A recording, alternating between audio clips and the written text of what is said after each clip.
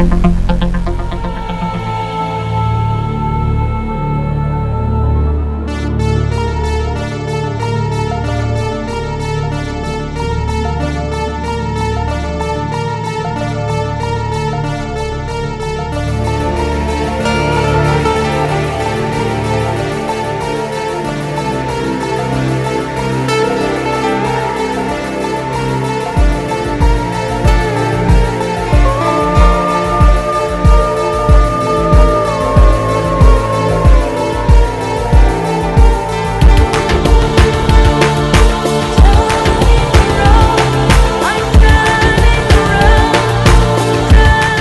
Ammach Project goes live at Bodenham Manor near Hereford in the sunshine of the summer of 2012. Thanks to Ray Moore, Guy and Linda Taylor.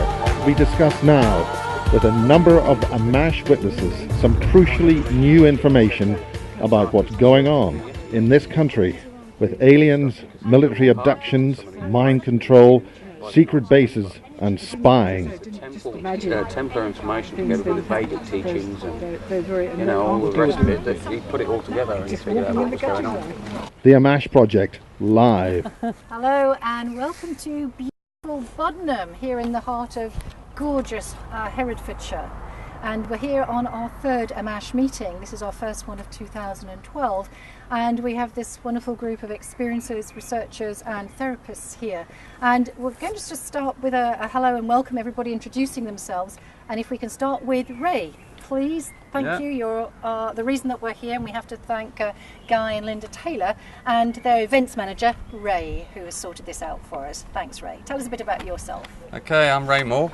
Guy Taylor is a good friend of mine, and he's given over the manor to turn it into an event centre. Events of any sort, and anyone that wants to use the place as an event centre. I am an experiencer, and if I get drunk later I might tell you all about it. I'll pass it on to Tony, because he also does a lot of the donkey work around here and pulls most of it together. Hi, my name's Tony. I'm looking after some of the happenings at the manor and trying to organise some of the events that we're putting on here. There's some good people with some good intentions gravitating towards the manor, and we're trying to get some sensible information out to the people out there in the world about what's really going on and what's really happening.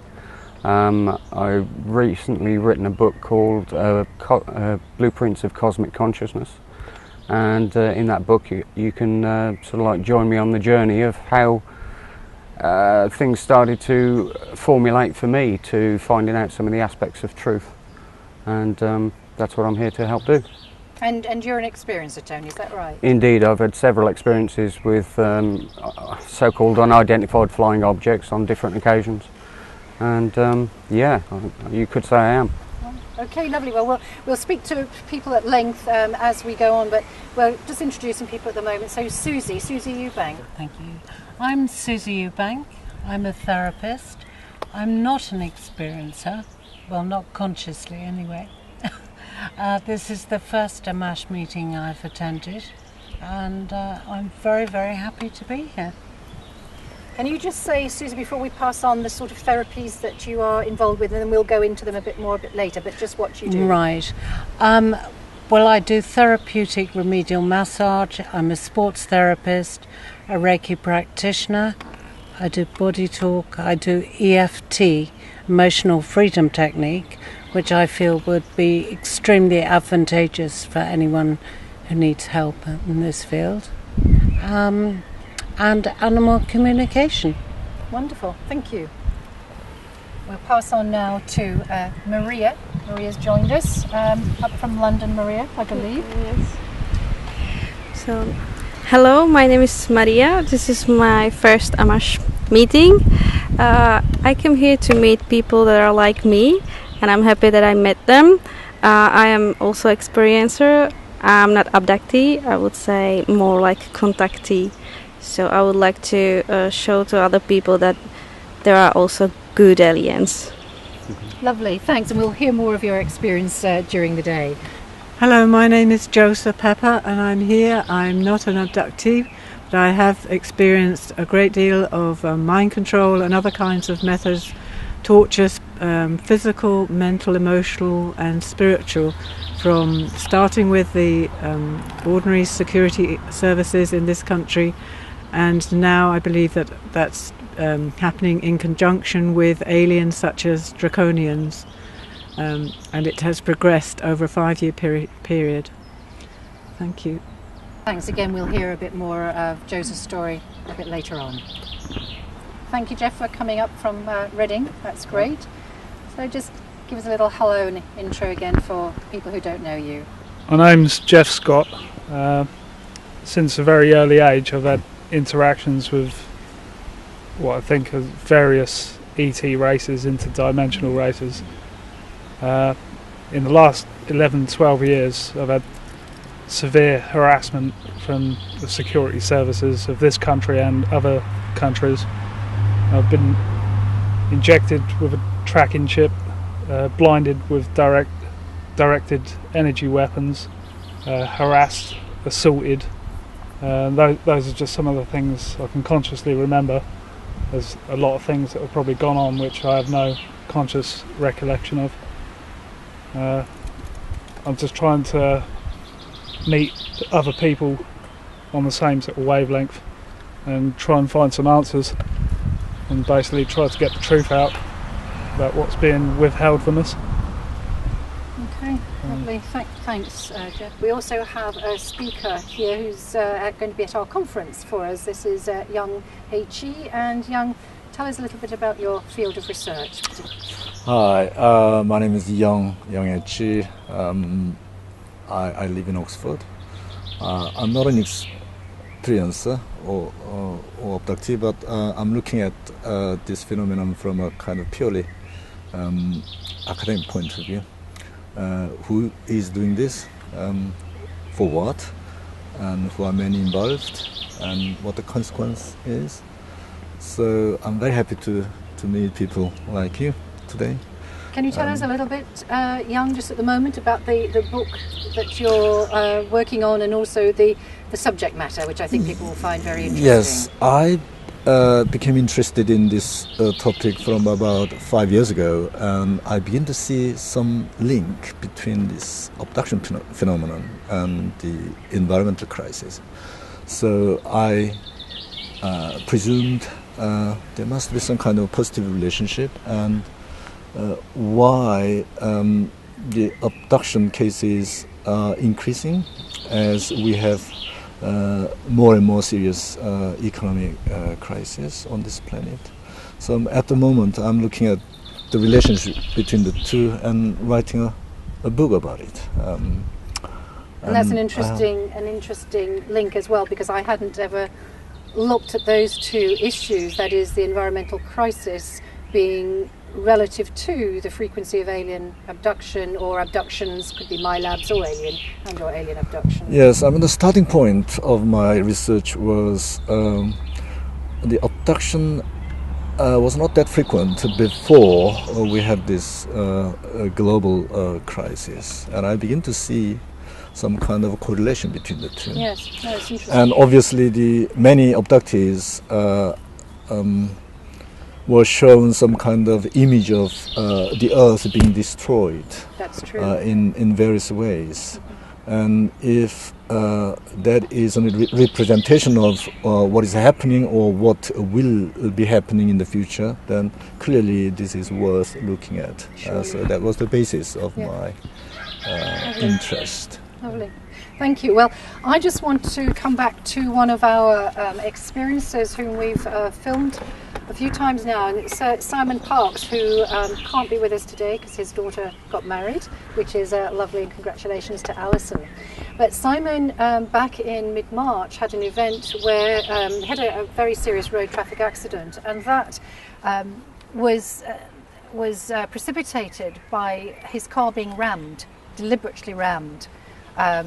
And caused him and his passenger, who was also a fellow experiencer, to have no more than whiplash and some serious shock wounds, whiplash injuries, but luckily nothing else. And this had also been tried a week before. So this is quite interesting because Simon is also on Whitby Council as a Labour councillor, which seat he got in February, and he's always said that he has decided to move forward with his experiences and tell the world as he sees it, whatever people's attitude to that is, and I can only applaud him. However, it seems that whoever it was who set up the accident, they weren't successful, clearly, because he's still alive and kicking, thank goodness, and so is his passenger. Now, what's interesting from that is that suddenly, about a few days, 3-4 days after the accident, he had a flurry of activity from the press. And he said, well, it's interesting, isn't it, Joanne, because the first one started with the Scarborough Evening Post, I believe it's called, and they tried to vilify him, they tried to ridicule him. And this is one of the articles. I'm just going to show it to camera. He was actually out in about 4, even the Independent and the Guardian. It went into the London Metro, the Huffington Post, amongst others. Anyway, I guess I made a quick estimate, and I think there are well over 100,000 people who would have seen the material from those papers. So that's interesting, because Simon believes that because it's Mason-led, that's the Freemasons are at the top of the tree in the press, that they were trying to do a discredit job. Well, they didn't manage it, and it's made Simon more strong and certainly not afraid to carry on speaking out. Now, it's quite interesting because we also found ourselves in the paper, and we recently, this from about January, January, February, March and April we were in the press. And the April one, which is an interesting one, I'll just show this to camera as well, we were in the Sun. And it's actually not so bad, the article, it's just a little one, and it says, "Seen ET, phone us at home," and that's that's in relation to our offering our helpline, a hotline number that people can call us as a first port of call to support. I must say that from that time on, we had about 3 or 4 days where the UK public had a lot of fun with phoning the line, and of course it was just mainly hoax calls. We had about 6 very interesting calls from that. But I just wanted to say, for anybody who does see this and wants to ring, it tends to go to answer machine, but don't worry about that. The voicemail is picked up and we follow up anything that comes through that's relevant. But it's very interesting because it certainly put us on the map. So much so that BBC Three wanted to have some of our experiences go out on a trip to the States with a skeptic to convince them. So we're not having that kind of behaviour, we're not doing that. We're very happy to talk to anybody, and we're happy to be a portal for other people and other researchers to talk to experiences, but only from a moral and ethical point of view. We're certainly not here to be a sideshow for anybody. This is about truth, it's about getting the truth out there. So on from Simon, I was very interested to hear about Jeff again talking about the harassment that he's had and Joseph's story, and I would really like to go back to Joseph if we can to find out a little bit more about how things began. Joseph, if we can just give Joseph the mic, and if you don't mind to go into a little bit more detail, Joseph, about when things began, what perhaps you think precipitated them, and also perhaps a little bit for the very beginning from childhood. There's been a very specific period, 5 years, from March 2007, when I took a job at a place called Y Boston Lakes, and because I was much more open psychically then, I realised quite quickly, although this isn't just a golf course and a conference centre, that actually MI5 were based there and were training agents, and that's precipitated much more serious activity against me, following me, then putting some kind of circuit in my home and cameras in my home that they could interact with me, preventing me from sleeping. I was then followed by light aircraft which fired at me. The injuries on my body are multiple, but very much specifically in my right knee. They appear to really dislike the fact that I regularly went out into the countryside and seemed to think that I was meeting with people or doing something. Do you know why you would have been targeted? What it is about you, your life or your abilities that would have made you a target? I'm not absolutely certain, but I think that my life doesn't fit any category where you can tick all the boxes of mortgage, children, marriage, husband, that kind of thing.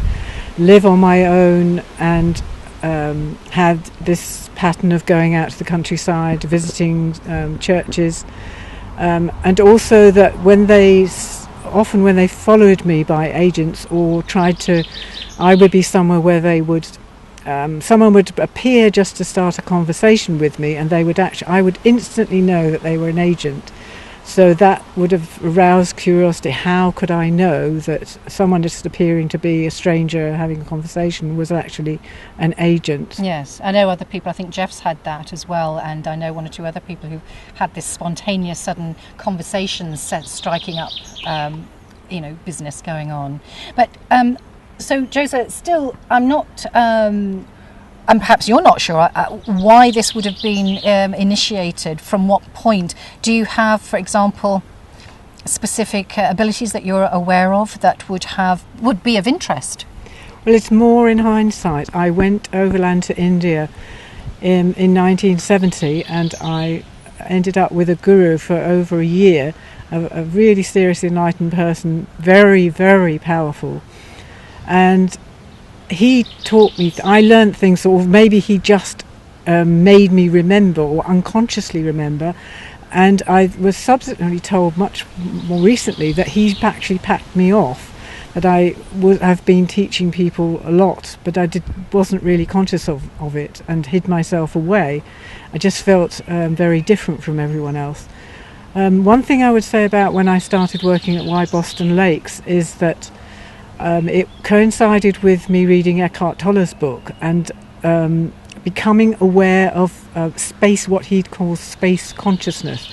And I used to walk in the grounds there and becoming conscious of space consciousness. Well, again, that is something that most people don't do. And in fact, I was walking once in the city of London doing that, and a man, just a sort of workman, came up and started all this ridicule abuse at me because he thought I was insane. By being aware of the space, I was in a totally different space. We're just going to continue with Joseph's story for a moment, because it's the anomalous mind management element doesn't often get referenced, but it is an important aspect of what some people go through. And so we really need to explore this a little bit more and see how it's really impacting on people's lives. And in this case, it's Joseph, and Joseph has been talking about how in certain work situations that she has been aware of being approached by strangers who are striking up conversations, and that certainly has been part of a process that I've heard before with experiences. And so we're just going to pick up with Joseph. Perhaps I think I was asking you about your childhood. Was there anything different or special? I remember in our previous chat we were just saying that you were like the odd one out in the family, and maybe you could just tell us a little bit about that, and if there was anything that might factor into what's going on for you now, or has been. Yes, I was very much isolated in my family. They almost seemed to want to ignore me, and I have been told recently that they were alien abductees themselves, maybe in this life when they were alive, and they had also lived on a planet where there was very little emotions. I was very isolated as a child, which has continued through my whole life. I think that's one reason, very strong factor of why I can be easily targeted by them now. I did have in hindsight, I had a lot of spiritual experiences in my childhood, and I believe that I was born with a lot of light within me, what I call having a lot of light within me. Just very simple things. I remember thinking, why are there apples and pears? Why are there sheep and goats? That's because that's a representation of a different consciousness, mind consciousness. No, I didn't have anyone to discuss that with, but that reflects to me that I knew more than the people around me. Right, okay, and I know that just a moment ago, Jeff, you were also saying something, and perhaps if we could hand the mic, Joseph, to. So we're just talking to Jeff, and Jeff was really corroborating what Joseph has been saying about the interactions with these agencies like MI5 and some of the military. So Jeff, please just tell us what you're saying. Since very early age, I've lived with psychic abilities. My mother was an extremely psychic individual. I've experienced telepathy all my life, premonitions. When it comes to my surveillance, these surveillance personnel would come in close to me in either a bar or in a close setting in a shop. I would know exactly which ones were the surveillance personnel, and quite often I used to compromise them. I used to go up to them and tell them exactly who they were, and it used to shock a few of them. I probably got it wrong on a couple of occasions, but 95% of the time, I used to know exactly who was there for my surveillance. Because that's a question that people have. How do you know it's, you know, surveillance people as opposed to just an innocent bystander striking up a conversation? I used to always wonder how I always knew which ones were. That's become clear to me now when I've started to learn things about telepathic abilities in people. This seems to be something that experiencers, again, express quite a lot, this telepathy, this empathetic aspect. Yeah. I lost my thread. So we're just talking about how you could know telepathically, you know, and you were getting information perhaps from the field, we might call it, as to, you know, information about the person approaching you or addressing you, that kind of thing. It came as a natural ability to me. I used to run rings around the surveillance personnel, and they used to come after me in cars if I was driving a car. I used to play games with them. Did you? And they really didn't like that, and they used to be quite hostile towards me. Well, what do you think the point of their contact with you was, Jeff? Well, the overall... Yes, I mean, why do you think that they were surveilling you?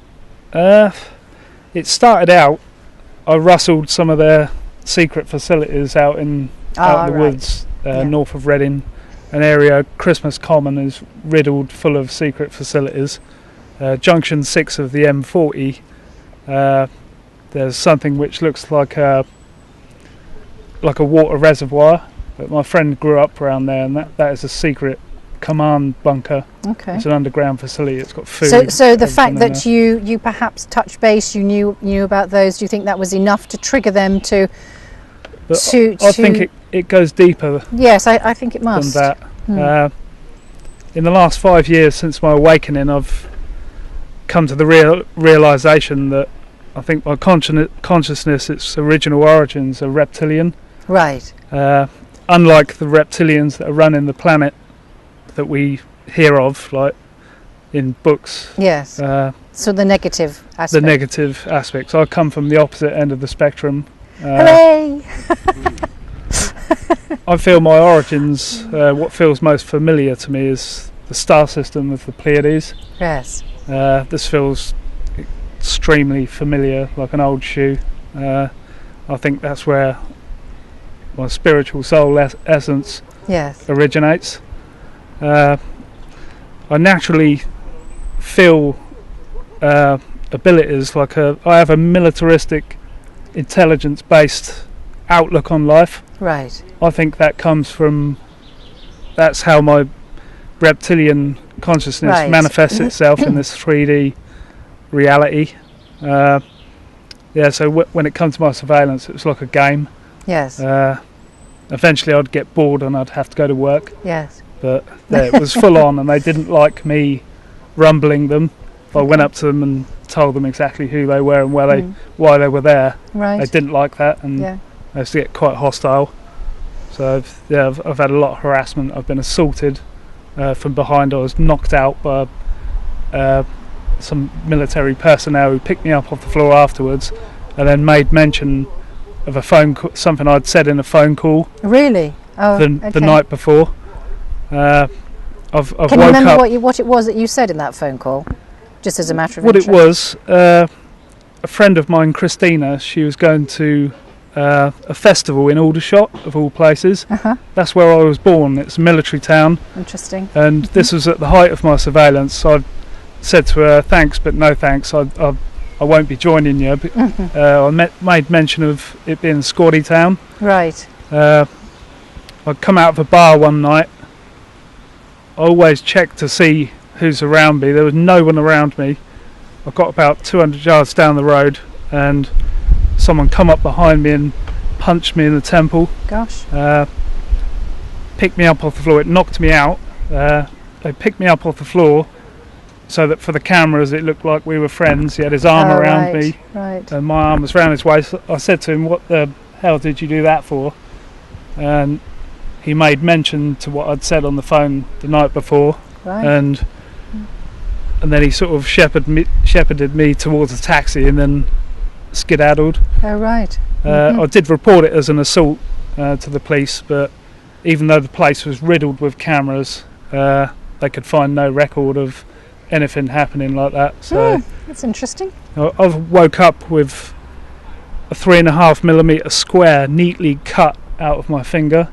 I think you call it a punch biopsy. Right. Oh, I woke up covered in blood and dirt. I don't remember. How long ago was that, Jeff? Last year. Wow. Okay. Yeah. Was 2011 March, April-ish. Right. I was just wondering if that was before or after our interview, because we did an interview with you, didn't we? It was before that. Before that. Interesting. Also, after that time, I had a massive black bruise on my arm that was almost 4 inches across. Wow.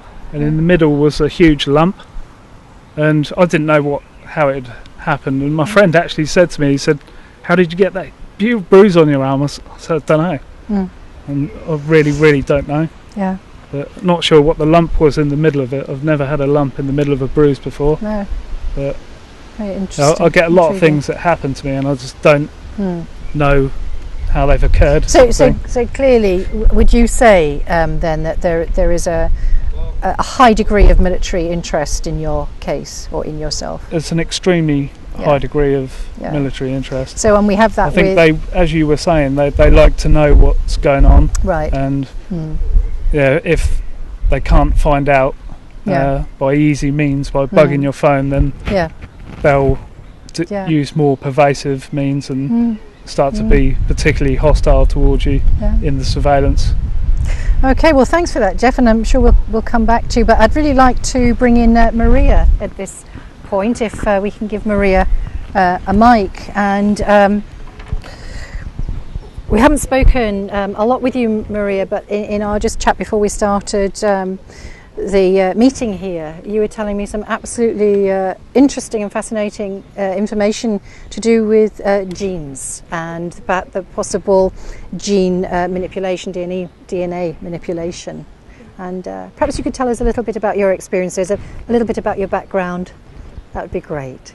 Okay, so well, about my background, well, I'm gypsy, and a lot of people think that gypsies are psychic. I don't think that I am, but maybe I am. What about my background about this psychic ability is that I can feel other people and even trees, their pain mainly, or maybe because there is much pain. And as I'm working with children, I can feel even children, which is not also nice. There is too much of pain in people and everywhere around us. My experience with ETs are mainly in dreams. I had one dream where I was on a spaceship. It was a small spaceship. I think it was here in UK, or at least according to buildings.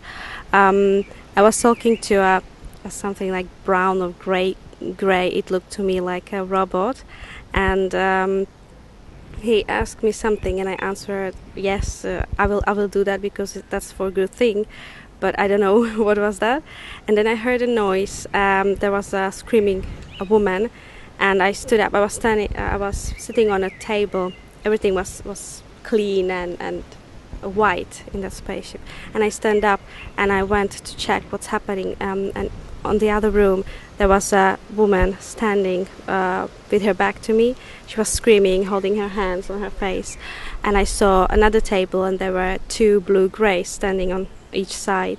And I asked the one what's happening, and he didn't say anything. He just looked and waited till she stops, and whether she will stop. And then she moved a little bit farther to me. She looked at me very quickly, and the first thought I had was that she doesn't even notice that I am a human, which was quite weird.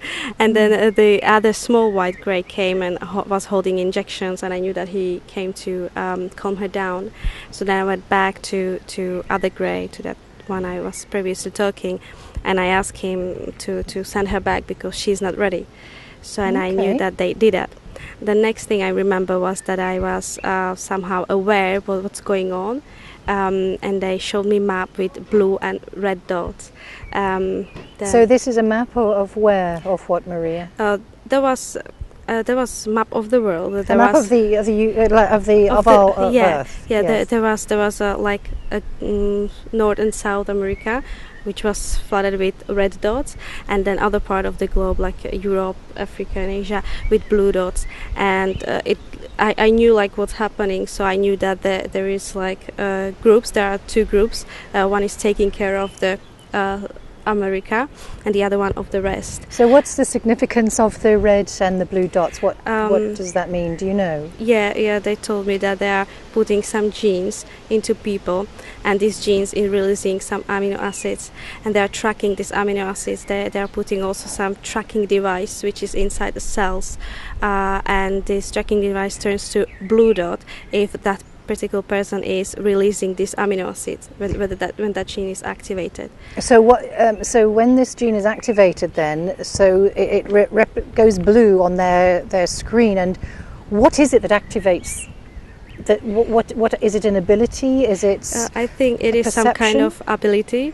I think this is definitely for good thing. I think they said that people need to activate it by themselves. They just gave them this gene.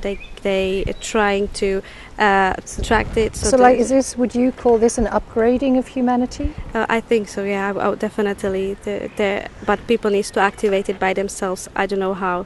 Okay. Do you know what it is we're activating? No. No. I don't know. I don't know what it is.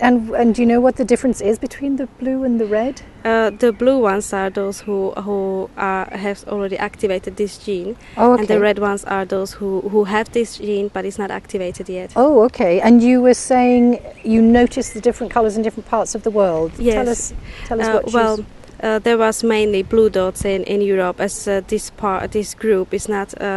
So in Europe, then, it means that there's a lot of people already, if you like, online. Well, there were a lot of people. They don't care about America. There is another part of group, so they don't have data from it. So whole America was red. So they have just this Europe, but it was not enough. And what I said, as I was aware, it looks like I'm working with them. And I said this needs to be doubled. What, in Europe? Yeah. So we need double the blue numbers in Europe? Yes. So we need to get activating our genes, girls and boys. I don't know what we have to do, but... Did you see any dots, blue or red, in the rest of the world? Asia? Yes, there was like Europe, Russia? Asia and Africa. Africa as well? Yes, as well, but mainly it was in Europe and Asia as well. And that part of Africa was not that much, but there was few. But yeah, there was like Europe and Asia. It's like one Do you know who is behind this program of upgrading humanity? Those were tall blue greys, that are working, I think, with Pleiadians, because I had also experiences on mothership in space with Pleiadians and blue greys. Okay, alrighty. I have one more question. When did it happen, and how old were you, and where did it happen? I don't know when and how old I was. I just, in that dream, I was looking with my eyes, so I didn't see myself. Yeah, but when did you have this dream? It was last year, somewhere in September, November. So there's it seems that this is sort of a work in progress then, and you feel that this is very positive? Definitely, it's positive. Okay. And have you had any other experiences? Have your family had any other experiences, or is it just you? I don't want to talk about it. Okay, that's absolutely fine. Well, listen, we're going to come back to a little bit more of your story a bit later, because I want to actually go on to Susie, if we may now. And Susie, perhaps you can tell us go into a little bit more depth about your work and the therapy side, because we have quite a few people around asking us for therapists. So perhaps how you think your work could specifically help or support our experiences. All right. Well, first of all, I forgot to say which area of the country I come from. I come from Woking in Surrey. Now, I feel my EFT therapy, emotional freedom technique, and matrix reimprinting will be of most benefit.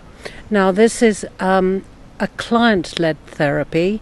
It's non-invasive, but it also works very quickly. And I can do it over Skype, so we don't have to personally be in contact. So that's another thing that's advantageous. That's really helpful. I think that really makes a difference. So if anyone is interested at all, please feel free to contact me and we can just talk about it. Okay, that's lovely. So Susie, can I just ask you again why you're interested in this field? Well, I started researching into this and I'm absolutely fascinated. Many strange things have happened to me throughout my life, and as I say, I would not say I'm a contactee, an abductee from a conscious level, but I'm not sure. So that's all I can say. Would you also say, would you recognise in yourself any abilities perhaps that are more pronounced than in others? Just thinking about ESP, that kind of area. Yes, I am actually a medium. Oh well, it's interesting too, because a lot of researchers and therapists kind of thing are very empathetic and also have their own degree of abilities, which is very interesting. And I wonder if some of us, like myself, who don't consider themselves as experiencers, although I have had 4 anomalous events this year, which Miles and I documented on an update, so I won't go into here. But whether our foundations need to be very anchored and very, very grounded, which perhaps would not be the case if you were an experiencer, simply because you're managing constantly the effects of what you're going through. Yes, I feel very grounded and very balanced, and I would say that has come into the fore mainly over the past 2 or 3 years. Yeah. And how can I say? I really live by my gut more than anything. Yes. Yeah. So intuitive element. Yeah. Yes. Yes. That again definitely. And I feel it's synchronicity, manifestation is happening quicker and quicker. Yeah. Do you think the therapies that you mentioned would be suitable for something along the lines of post-traumatic stress syndrome? Absolutely. Right. EFT is very well known for that. Right. Okay, that's great, because I know that there are quite a few people coming through, and whilst they can do EFT for themselves, and there's plenty of free material out there, sometimes I think we just need to have another being to interact with, to support us. It is useful when something's extremely traumatic to have a professional person with you, because they won't be able to continue doing what they need to in the EFT if they get very upset or something. Yeah. And we can take over from them easily. Lovely. Thank you. That's great. Pleasure. Well, we'll have Susie's number. We'll put it on the end of the tape here, and hopefully, perhaps you'll feed back to us if there's anything that comes from that. Because again, sharing the information about the success or not, or how therapies are for people, is very interesting. Yes, very interesting. I'll do that. I'd just like to say that since the conference I went to for Ammach in Prague, the Exopolitics conference on the 12th and 13th of May, Ammach has been invited to be an advisor on the board of the Exopolitics Institute, which is lovely. So that's bringing us into a whole new field and a whole new area of interaction. So the exopolitics scene certainly is really gaining ground, and there's a lot of very interesting work that people are doing there, the other advisors and people who are in the field, on working, talking to scientists, people like, I think it's William Brown, who's out in Hawaii, who's a very interesting scientist on the biomolecular side of things, and I don't know his correct title, so forgive me for that, but definitely it's worth having a look at that. They're looking at whether they can see in the DNA the alien interaction, how that manifests in the DNA as well. So there's a lot of very interesting material out there, and so we look forward to our continuing relationship with that. And Mary Rodwell from CERN in Australia, who is a UK nurse who went out to live in Australia, has also been working with experiences quite a lot, and she's now setting up what they call buddy groups throughout different parts of Australia, and that is autonomous independent groups who support each other. And this is what we'd really like to see for Ammach.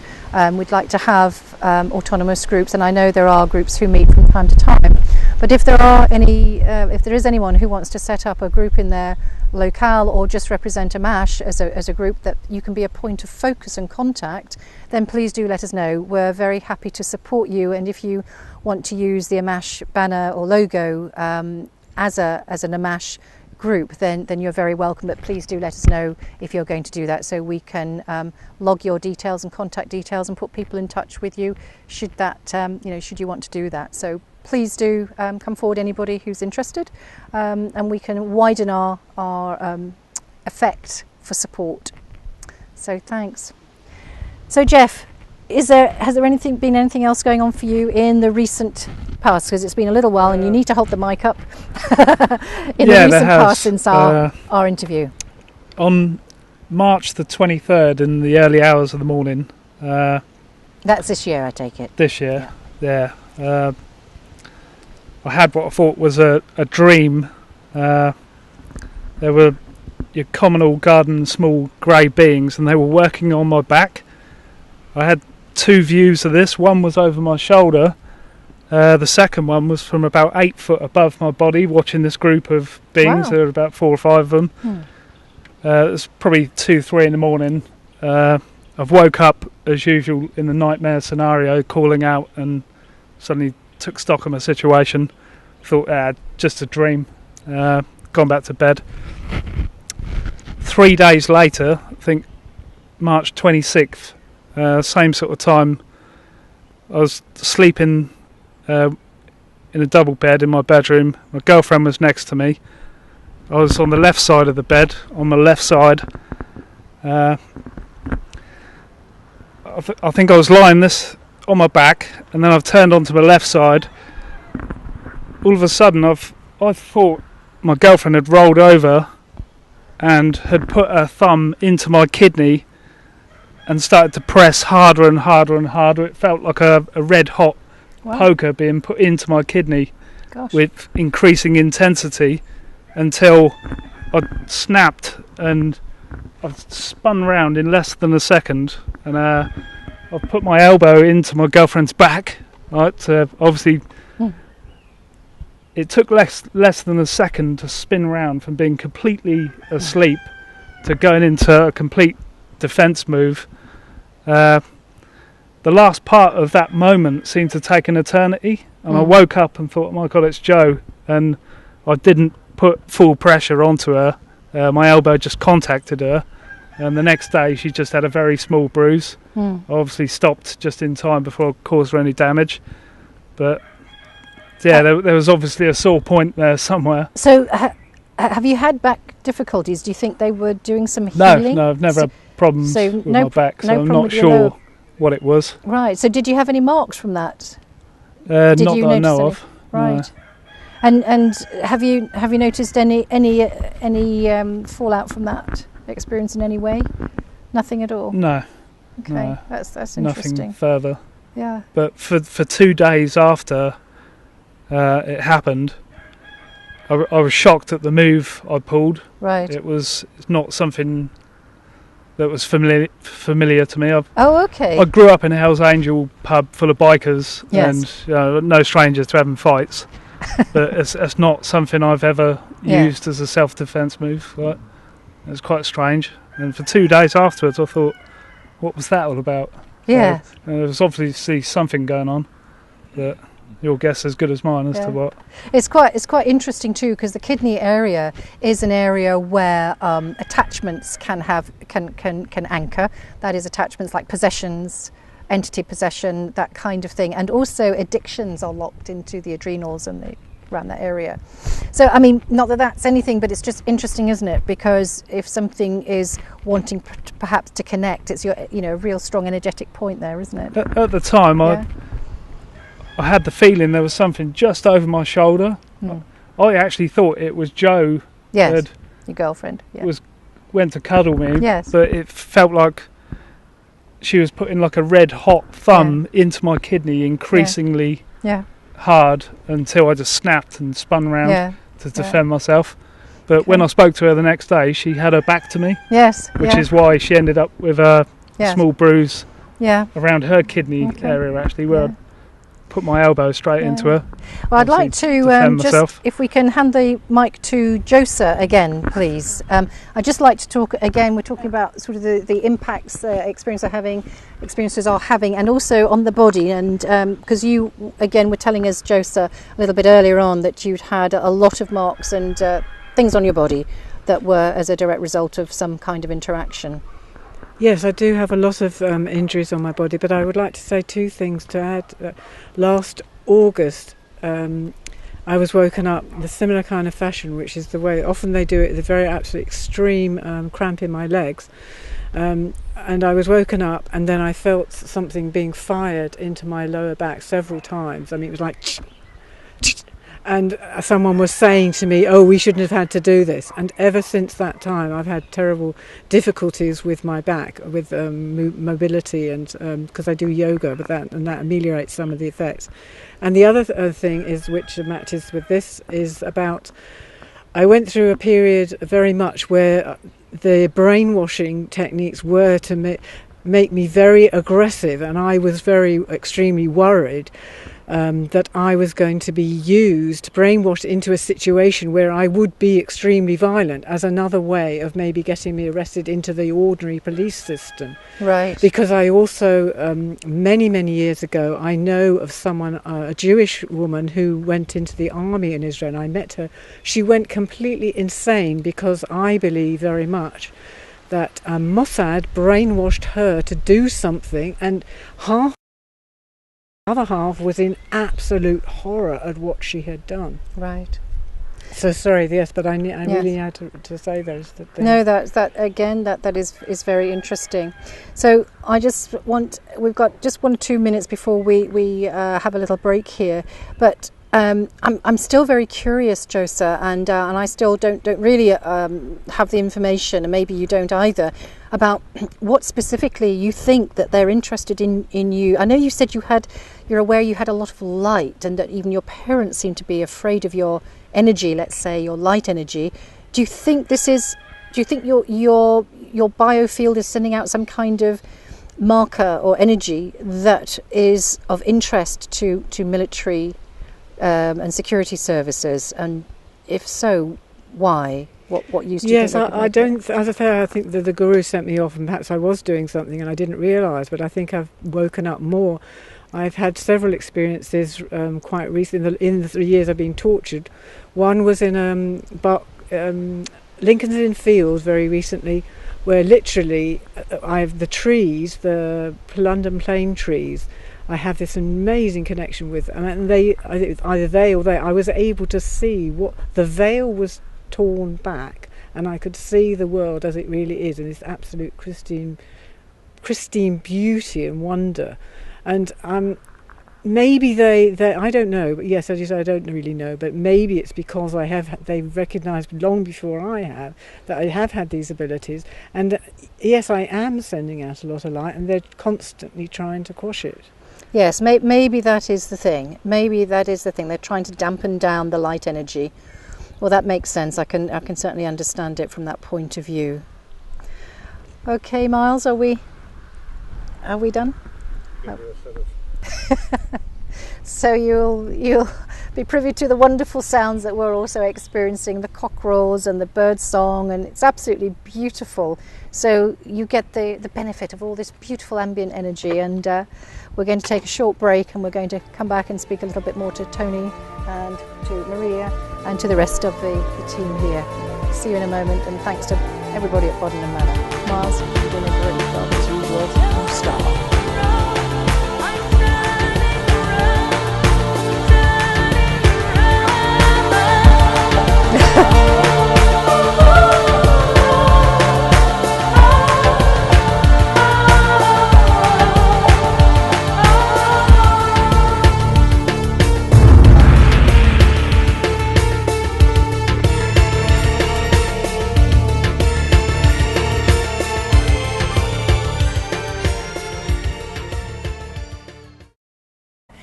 and Linda Taylor, and their events manager, Ray, who has sorted this out for us. Thanks, Ray. Tell us a bit about yourself. Okay, I'm Ray Moore. Guy Taylor is a good friend of mine, and he's given over the manor to turn it into an event centre. Events of any sort, and anyone that wants to use the place as an event centre. I am an experiencer, and if I get drunk later I might tell you all about it. I'll pass it on to Tony, because he also does a lot of the donkey work around here and pulls most of it together. Hi, my name's Tony. I'm looking after some of the happenings at the manor, and trying to organise some of the events that we're putting on here. There's some good people with some good intentions gravitating towards the manor, and we're trying to get some sensible information out to the people out there in the world about what's really going on and what's really happening. I've recently written a book called Blueprints of Cosmic Consciousness, and in that book you can sort of like join me on the journey of how things started to formulate for me, to finding out some of the aspects of truth, and that's what I'm here to help do. And you're an experiencer, Tony, is that right? Indeed, I've had several experiences with so-called unidentified flying objects on different occasions, and yeah, you could say I am. Okay, lovely. Well, we'll speak to people at length as we go on, but we're just introducing people at the moment. So Susie Eubank. Thank you. I'm Susie Eubank. I'm a therapist. I'm not an experiencer, well, not consciously anyway. This is the first Ammach meeting I've attended, and I'm very, very happy to be here. Can you just say, Susie, before we pass on the sort of therapies that you are involved with, and then we'll go into them a bit more a bit later, but just what you do? Right. Well, I do therapeutic remedial massage. I'm a sports therapist, a Reiki practitioner. I do body talk. I do EFT, emotional freedom technique, which I feel would be extremely advantageous for anyone who needs help in this field. And animal communication. Wonderful, thank you. We'll pass on now to Maria. Maria's joined us up from London, Maria, I believe. Yes. So, hello, my name is Maria. This is my first Ammach meeting. I came here to meet people that are like me, and I'm happy that I met them. I am also experiencer. I'm not abductee, I would say more like contactee. So I would like to show to other people that there are also good aliens. Lovely, thanks, and we'll hear more of your experience during the day. Hello, my name is Joseph Pepper, and I'm here. I'm not an abductee, but I have experienced a great deal of mind control and other kinds of methods, tortures, physical, mental, emotional and spiritual, from starting with the ordinary security services in this country, and now I believe that that's happening in conjunction with aliens such as draconians, and it has progressed over a 5-year period.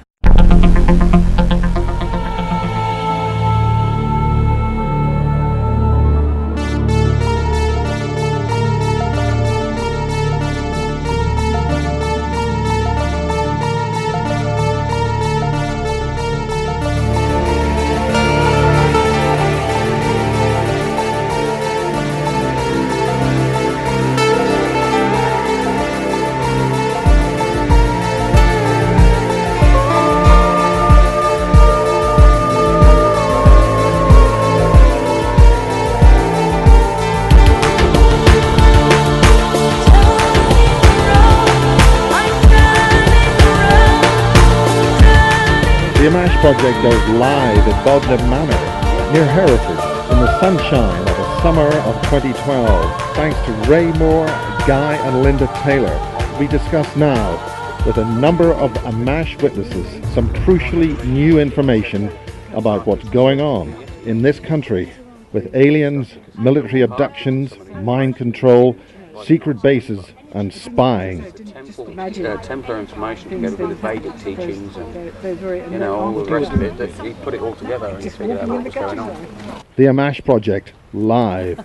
Hello and welcome to Bodenham, here in the heart of gorgeous Herefordshire, and we're here on our third Ammach meeting. This is our first one of 2012, and we have this wonderful group of experiencers, researchers and therapists here, and we're going to just start with a hello and welcome everybody introducing themselves. And if we can start with Ray, please. Thank you. You're the reason that we're here, and we have to thank and what the consequence is. So I'm very happy to meet people like you today. Can you tell us a little bit, Young, just at the moment, about the book that you're working on, and also the subject matter, which I think people will find very interesting? Yes, I became interested in this topic from about 5 years ago, and I began to see some link between this abduction phenomenon and the environmental crisis. So I presumed there must be some kind of positive relationship, and why the abduction cases are increasing as we have more and more serious economic crisis on this planet. So at the moment I'm looking at the relationship between the two and writing a book about it. And that's an interesting link as well, because I hadn't ever looked at those two issues, that is the environmental crisis being relative to the frequency of alien abduction, or abductions, could be my labs or alien abduction. Yes, I mean the starting point of my research was the abduction was not that frequent before we had this global crisis, and I begin to see some kind of correlation between the two. Yes, no, it's interesting. And obviously the many abductees were shown some kind of image of the Earth being destroyed. That's true. In various ways. And if that is a representation of what is happening. Thank you. Thanks again. We'll hear a bit more of Joseph's story a bit later on. Thank you, Jeff, for coming up from Reading. That's great. So just give us a little hello and intro again for people who don't know you. My name's Jeff Scott. Since a very early age I've had interactions with what I think are various ET races, interdimensional races. In the last 11-12 years I've had severe harassment from the security services of this country and other countries. I've been injected with a tracking chip, blinded with directed energy weapons, harassed, assaulted. Those are just some of the things I can consciously remember. There's a lot of things that have probably gone on which I have no conscious recollection of. I'm just trying to meet other people on the same sort of wavelength and try and find some answers, and basically try to get the truth out about what's being withheld from us. Okay, lovely. Thanks, Jeff. We also have a speaker here who's going to be at our conference for us. This is Young H.E. And Young, tell us a little bit about your field of research. Hi, my name is Young H.E. I live in Oxford. I'm not an experiencer or abductee, but I'm looking at this phenomenon from a kind of purely academic point of view. Who is doing this, for what, and who are many involved.